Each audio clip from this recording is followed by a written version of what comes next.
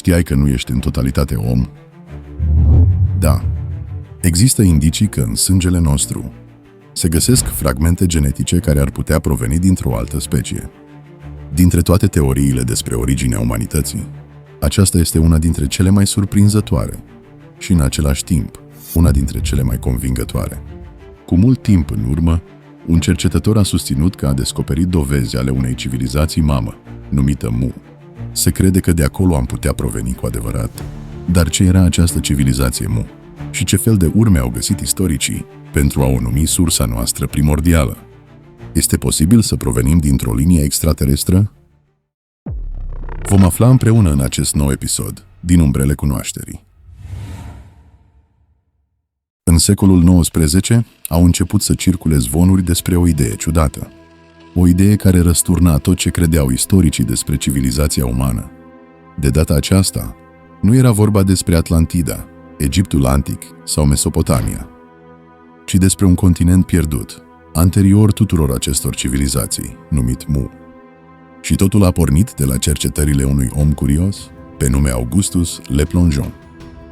În secolul XIX, un arheolog pasionat de ruinele maiașe a făcut valuri în lumea istoricilor, susținând că civilizația din Yucatan este mai veche decât Egiptul antic. Dar teoria lui nu s-a oprit aici. Spre surprinderea tuturor, Le Plongeon a afirmat că odată a existat un continent misterios numit Mu și că Egiptul antic își trage rădăcinile de acolo. Studiind vechile texte maiașe, el a descoperit indicii despre o civilizație uriașă, mult mai veche decât tot ceea ce credeam că știm despre istorie. Și mai uimitor, Le Plongeon susținea că această civilizație ar fi fost înghițită de mare. El credea că civilizația maiașă nu s-a format de una singură, ci era urmașa refugiaților din Mu, care au fugit după ce patria lor a dispărut sub ape. Totuși, teoria lui era prea radicală pentru timpul său. Nu putea spune exact unde se află această civilizație sau ce s-a întâmplat cu ea.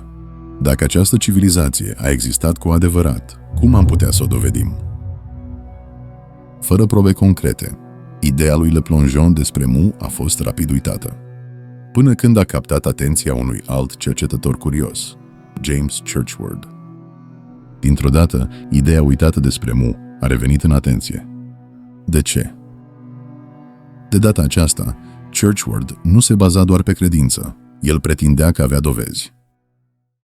În 1926, scriitorul britanic a publicat o serie de 3 cărți care a captivat cititorii: Continentul pierdut Mu, Copiii lui Mu și Simbolurile sacre ale lui Mu.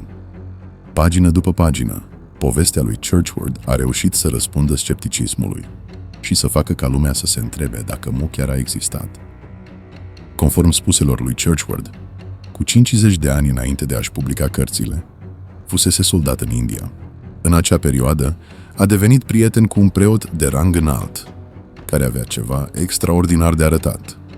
Într-o zi, în timpul unei discuții prietenoase, conversația a luat o turnură serioasă. Preotul a scos niște tăblițe de piatră foarte vechi, cu semne misterioase, ceva ce Churchward nu mai văzuse niciodată. Tăblițele erau acoperite cu mesaje scrise într-o limbă pe care Churchward nu putea să o înțeleagă. Ele păreau arse de soare și, deși la exterior semănau cu piatra, erau făcute din lut. Limba de pe ele era cunoscută drept Naga Maya, o limbă pierdută de mult, pe care la acea vreme doar 2 persoane din India o mai înțelegeau. Churchward voia să descifreze mesajul de pe tăblițe, așa că a ajuns la un acord cu preotul. Învață-mă această limbă pierdută, iar eu voi restaura și păstra tăblițele pentru tine.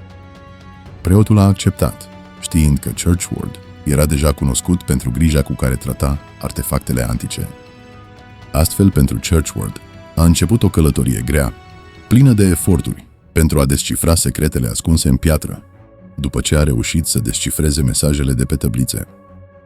Churchward a ajuns la concluzia că acestea proveneau din locul unde omul și-a făcut prima dată apariția, din Mu. Dar adevărata surpriză abia urma.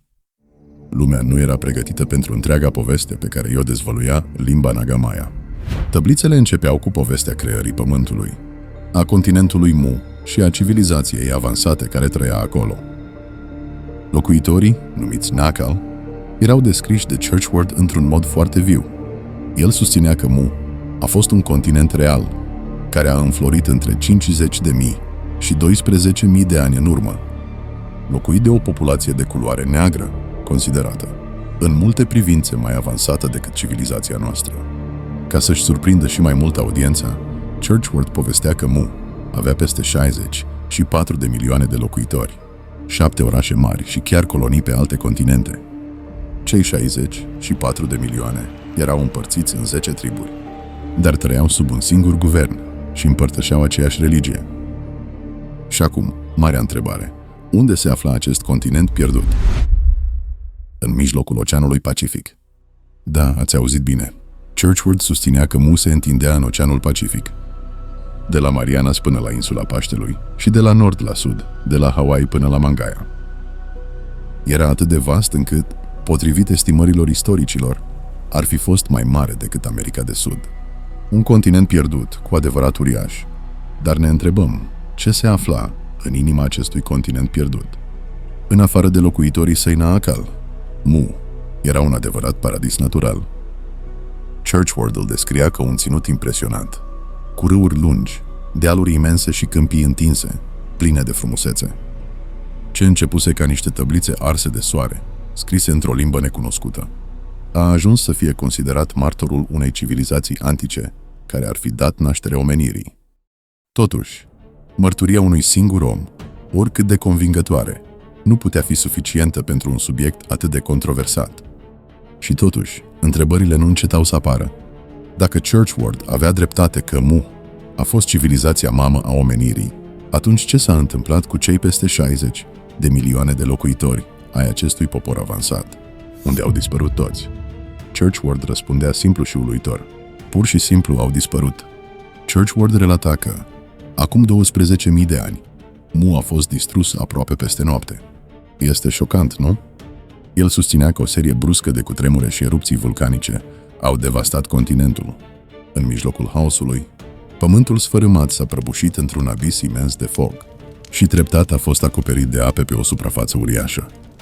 Dacă ți-a plăcut povestea, nu uita de like și abonare. Dacă vrei partea 2, lasă un comentariu. Așa îmi voi da seama că vreți să continuăm povestea. Țineți mintea deschisă, până ne vom revedea curând.